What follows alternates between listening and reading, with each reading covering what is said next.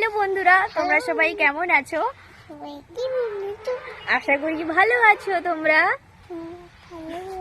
এই আমার বড় দিদির মেয়ে, ঠিক আছে, আমার বাড়িতে এসেছে, তো ওই জন্য আজকে আমরা একসঙ্গে আছি দুজন। আমরা দুপুরে ঘুরছি, বসে আছি, রোদ খাচ্ছি আর কি, ঠান্ডা পড়েছে না, এই জন্য শীতকাল রোদে বসে থাকতে খুবই ভালো লাগে।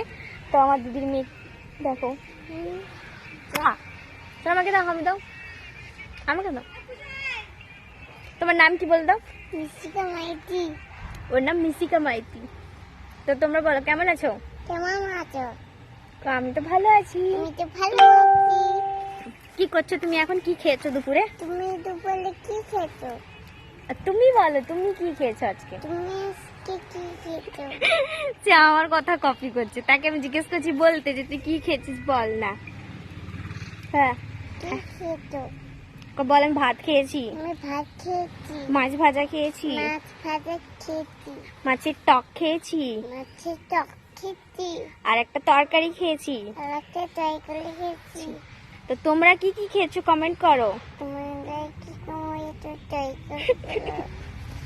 এই দেখো আমার দিদি ওইখানটা রিলস বানাচ্ছে, ওই যে সেখানে শাড়ি পরে রিলস বানাচ্ছে। তো সবাইকে টাটা, আজকে শেষ করেছি এখানটায়, ঠিক আছে, পরের নেক্সট ব্লগে আসছি আবার, টাটা।